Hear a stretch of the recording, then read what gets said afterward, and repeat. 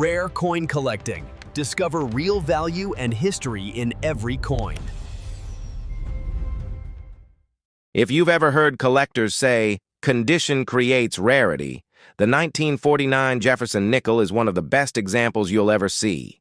At first glance, people treat it like an old, common nickel, something that's been in pocket change for decades. But that illusion disappears the moment you start looking at high-grade pieces, because this coin hides a level of scarcity that most people have no idea about. And that's exactly why this is the fourth coin in today's lineup. Let's start with what makes this date so special. The year 1949 came right after the post-war economic surge. America was powering through massive industrial growth, money was moving fast, and coins like the Jefferson nickel were used heavily. The mint produced a respectable amount, around 60 million in Philadelphia, plus additional strikes in Denver and San Francisco. But here's the twist. Even though the mintage isn't tiny, the survival of high-quality, sharply struck, fully detailed coins is unbelievably low. That's because of one big problem no one talks about: weak dies. The dies used in 1949 were worn down quickly due to the hard copper-nickel alloy. 75% copper, 25% nickel. This metal combination is extremely tough on minting dies. As a result, most 1949 nickels came out with mushy Monticello steps, softened lettering, flat hair detail on Jefferson, and uneven strike pressure. And since the coin circulated heavily for decades, whatever detail did exist usually wore away fast. So even though millions were minted, finding one with amazing strike detail and blazing original luster is a challenge that instantly pushes the price upward. A worn 1949 nickel? Maybe 15 to 40 cents. A lightly circulated one? Maybe $1 to $3. But once you step into mint state, things change dramatically. An MS-63 may sell for $18 to $30. MS-64 jumps to $35 to $70. MS-65, clean, lustrous, and well-struck, hits $90 to $150. But here's where the real excitement begins. Full steps. The 1949 with full steps is one of the toughest Jefferson nickels of the late 1940s. The dies just weren't producing sharp steps, especially at the Philadelphia Mint. That's why a 1949 FS example can reach $400 plus in MS, 64 FS, $1,200 to $2,000 in MS 65 FS. And the finest examples have crossed into $5,000 plus at auction, yes. A 1949 nickel that someone once bought a soda with can now be worth 5 figures if the steps are sharp enough. And then you have the 1949 D. The Denver Mint was notorious for inconsistent strike pressure this year, creating some of the weakest Jefferson nickel steps ever. Full steps. 1949. D examples are rare enough that even mid-mint state FS coins can shoot into the $3,000 to $6,000 range. And if you ever encounter an MS 66 FS, well, those have hit $10,000 to $12,000, depending on eye appeal. Now, we can't forget the 1949 S, because that's the real sleeper of the group. The San Francisco Mint produced relatively low numbers, and almost none were well struck. Full steps here are extremely scarce and can explode into the $4,000 to $8,000 range, with some premium examples going even higher. But here's the part most people don't know. Not only is strike quality an issue, but so is metal stability. The copper-nickel blend used in 1949 tones quickly and unevenly. Many coins developed dull gray surfaces, tiny pits, or spotting. That means original mint luster, the bright creamy shine collectors love, is hard to find. And when you do find it, the value climbs instantly. Add to that the fact that early collectors didn't save Jefferson nickels the way they saved Morgan dollars or Mercury dimes. People simply didn't care yet, so by the time collectors realized that mid-century nickels were worth preserving, most of the well-struck 1949 coins had already lived hard lives in circulation, and every year, more high-grade pieces get locked away in permanent collections. Once a full steps coin goes into a slab and into a private vault, it rarely returns to the marketplace. That natural locking away of top specimens is exactly what pushes prices upward. So if you ever come across a 1949 Jefferson nickel, here's what to examine carefully. The steps on Monticello, count them, look for separation. Jefferson's cheek and jawline should be sharp, not mushy. The rims, clean rims, mean light handling. The fields, fewer contact marks, mean higher grade. Original luster, a huge value booster. One tiny improvement in any of these areas can shift a coin from $20 to $200, or from $200 to $2,000, and a full, clear set of steps can turn a simple nickel into a five-figure treasure. The 1949 Jefferson nickel proves that even common dates hide real value when you know what to look for. And your next pocketful of change might contain a lot more history and money than you expect. If you want to see how a coin that millions of people handled without a second thought can suddenly become valuable because of small minting details, condition rarity, and overlooked errors, then the 1946 Jefferson nickel is a perfect example. Most people think all post-war nickels are common, but this one has a few twists that turn an ordinary pocket coin into something collectors chase with real money. And that's exactly why this is the third coin in today's video. Let's start with what makes this nickel so fascinating. The year 1946 marked the first full return to the original metal composition after the wartime silver nickels ended. During the war, from 1942 to 1945, the U.S. minted Silver War nickels with 35% silver. But in 1946, the mint returned to the classic copper-nickel alloy, 75% copper and 25% nickel. This transition year created all kinds of quirks in the die preparation, strike quality, and planche quality. And those quirks are exactly why high-grade 1946 nickels are far scarcer than the huge mintage numbers suggest. And yes, the mintage was enormous. Over 161 million coins were minted in Philadelphia alone. That makes most people assume the 1946 nickel is junk drawer material. But what collectors know and most people don't, is that the real rarity isn't the date, it's the condition. Finding one in mint state with strong details, clean surfaces, and those famous full steps on Monticello is a challenge that drives the value straight into four-figure and even five-figure territory. Now here's where things get interesting. The post-war dies were heavily worn, overused, and sometimes poorly polished. As a result, most 1946 nickels show flat steps, mushy lettering, and weakness on Jefferson's cheek and jawline. Even a lightly circulated coin can lose detail instantly because this copper-nickel blend is extremely tough on dies, making sharp examples extremely rare from the start. A typical worn piece might be worth 10 to 40 cents. Even a nice circulated example might barely cross $1 to $3. But when you start looking at higher grades, the story changes dramatically. An MS-63 with decent detail can sell for $20 to $40. An MS-64 might bring $50 to $90. An MS-65, especially a clean one, can move into the $120 to $200 range.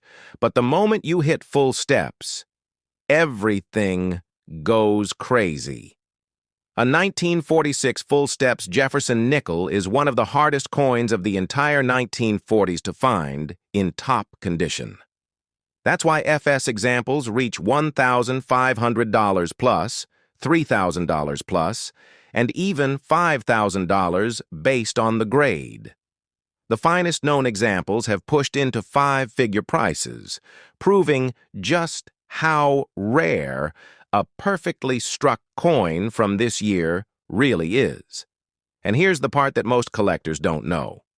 The 1946 nickel is also known for subtle minting varieties like the repunched mint mark on the 1946 D and strong die cracks on Philadelphia strikes. These small varieties don't guarantee huge money, but the best examples with full steps can easily climb into the $800 to $2,500 range, depending on condition and eye appeal. Now let's talk about how scarcity keeps tightening. Most 1946 nickels circulated for decades. Nickel was a strong, durable metal, and these coins were used hard in the booming post-war economy. That means rim wear, surface chatter, loss of luster, weak steps, and lots of bag marks. By the time collectors started paying attention to Jefferson nickels in high grade, almost all the original mint pieces had already been worn down. Only a tiny supply remained, and every year that supply shrinks as more examples get locked into permanent collections. And don't forget metal stability. The copper-nickel alloy reacts to moisture and air, turning dull or dark over time.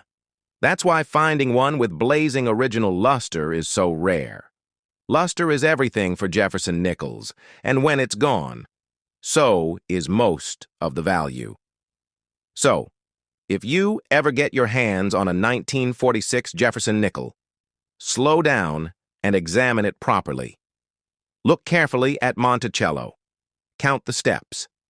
Look at Jefferson's cheek for clarity. Study the rims and fields for clean surfaces. One tiny improvement in strike strength or preservation can shift the value from $50 to $500, or from $500 to $5,000 if you hit that full steps jackpot. The 1946 Jefferson nickel proves that even a common date can become a treasure when minting quirks, perfect timing, and careful survival all collide. And you never know. Your next handful of change might hold a piece of hidden history worth far more than 5 cents. If you ever want to understand how a single mint mark can completely change the destiny of a coin, then the 1924 D wheat penny is the perfect example. Because this little bronze coin has shocked collectors for decades. Most people see any 1920s penny and think it's pocket change, but this one carries something the others don't, a scarcity curve that only gets sharper every single year. And when you hear how the condition affects the value, you'll understand why the right 1924 D has crossed into 4-figure and even 5-figure territory at major auctions. So let's get into why this is the first rare coin of today's video. The 1924 D wheat penny came out of the Denver Mint during a time when the U.S. economy was still recovering from World War I. America was shifting gears, industries were expanding, and small denominations like the penny were constantly moving through people's hands. That heavy circulation is exactly what makes this coin so tough to find today in high grades, because nearly every 1924 D was used, worn down, and eventually tossed aside without a second thought. Now, the mintage wasn't extremely low, a little over 2.5 million, but the survival rate in collectible condition is shockingly small. That's what collectors love. A coin doesn't have to be rare at birth. It can become rare because time was harsh on nearly every example. And the 1924 D is a textbook case. Nearly all surviving pieces show weakness in the strike, heavy wear on the wheat stalks, flat hair detail on Lincoln, and the rough surfaces that destroy the value instantly. And this is where the magic of grading changes everything. A circulated 1924 D, something like good or very good, might go for $35 to $80, depending on eye appeal. But the moment you step into fine and very fine, you'll see prices stretching into the hundreds. In extremely fine, where the details finally look sharp and Lincoln's portrait comes to life, the value jumps into the $400 to $900 range. But the real shock comes when you talk about mint state, a clean, original, untouched 1924 D with full detail. Collectors practically fight over those. An MS-63 can go well above $2,000. An MS-64, which is extremely rare, can reach $4,000 to $6,500. And the very best examples, the ones with nearly perfect surfaces and strong remaining luster, have crossed $10,000, $12,000, even more at major auctions. And you know what? Those numbers aren't hype. They're real results driven by real scarcity. Remember, this coin is made of 95% copper and 5% tin and zinc, a metal composition that ages quickly if left in circulation. Copper reacts to the environment. It darkens, tones, corrodes, and sometimes pits. So finding one with original red luster is almost impossible. That RD designation on a certified slab can instantly multiply the price because it proves the coin somehow avoided 100 years of oxidation, which is basically a miracle. But here's where things get even more interesting. The Denver Mint in the 1920s struggled with strike quality. Many 1924 D cents have mushy details and uneven surfaces right from the moment they were minted. So collectors searching for a sharply struck example are facing a double challenge. Not only does it need to survive for a century, but it also needed to start life with better-than-average detail. That combination is why MS-65 pieces are nearly unobtainable. And as collectors keep locking their best examples into long-term storage, the available supply shrinks every single year. That's why prices climb. It's not hype. It's natural scarcity tightening over time. So if you ever find a 1924 D wheat penny, look carefully. Check the D mint mark for clarity. Study Lincoln's hair, beard, and jawline. Look at the wheat stalks for sharpness. One tiny improvement in detail can push the value from hundreds into thousands. And if you somehow discover one with red luster and minimal marks, well, you might be holding one of the most desirable Lincoln cents of the entire 1920s. This is the kind of coin that reminds collectors why small minting decisions and survival rates shape history, not just price guides. And who knows, your next rare penny might already be hiding in your collection. If you've ever wondered how a coin that looks so ordinary at first glance can explode in value the moment it's found in high grade, then you're about to love the 1925 S wheat penny. Because this coin is a perfect example of how scarcity doesn't always begin at the mint. Sometimes it's created by time, circulation, and decades of harsh handling that leave only a handful of survivors worth big money. And trust me, when you hear how rare the top-grade examples are, you'll understand exactly why this is the second rare coin in today's video. The 1925 S wheat penny came out of San Francisco during an era when the U.S. economy was uneven. Industries were building up after post-war recovery, wages were shifting, and coins like this one were constantly being used in daily transactions. That non-stop circulation is the biggest reason this penny is so difficult to find today in collectible condition. Nearly every 1925S lived a long, rough life in pockets, tills, and bags, the kind of life that destroys detail and leaves the surfaces dull, scratched, or uneven. And even though the mintage was around 4.5 million, which doesn't sound extremely low, The survival rate in high grades is what makes this coin so special. Because here's the truth most collectors don't realize. The 1925S is one of the worst-struck wheat pennies of the decade. The San Francisco Mint struggled heavily with pressure control that year, leaving countless coins with soft details, weak wheat stalks, flat hair on Lincoln, and inconsistent rims. That means even if a coin survived circulation, it probably didn't start with strong detail to begin with. This combination, weak strike plus heavy circulation, is what creates the true scarcity. Now let's talk metal. The 1925S is made from 95% copper, with the rest tin and zinc. Copper ages hard. It reacts to humidity, dirt, and oxidation.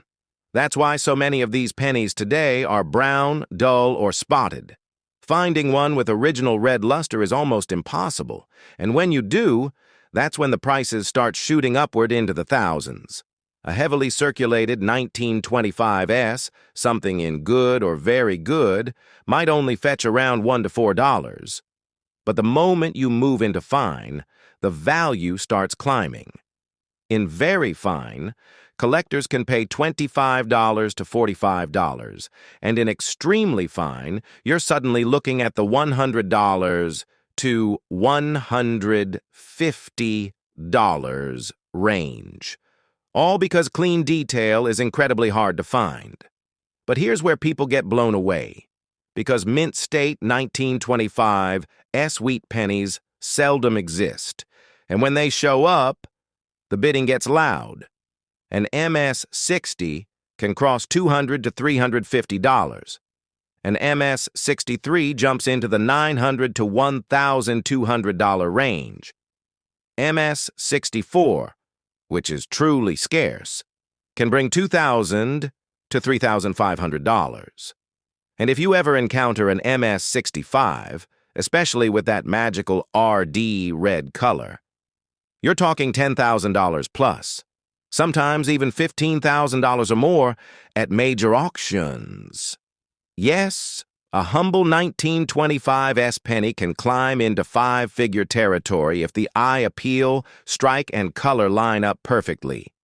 And the best part? These numbers are real, because collectors know how insanely few high-grade examples remain, and it gets even better, or more painful depending on how you look at it. The San Francisco Mint in the mid-1920s used worn dies far longer than they should have. That means many 1925S cents came out soft, uneven, and lacking sharp definition right from the moment they were released. So for collectors today, the hunt isn't just for an unworn example, it's for a strong strike, clean surfaces, and good color all at the same time. That trifecta is why high-grade coins skyrocket. And don't forget the long-term scarcity factor. Every year, more collectors submit coins for grading.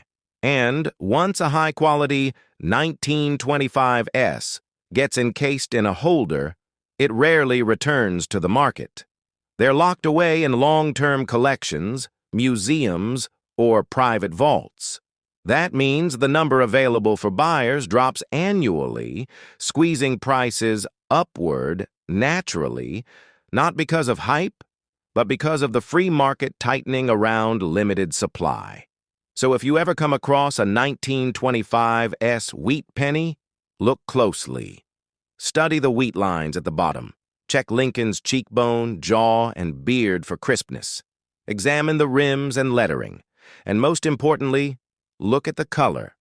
RD, RB, or BN can change the value dramatically.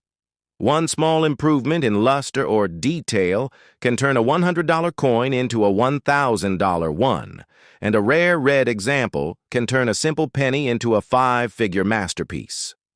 This coin proves that history, survival, and minting quality matter just as much as the date and mint mark themselves. And who knows? The next valuable penny might already be hiding in your own collection.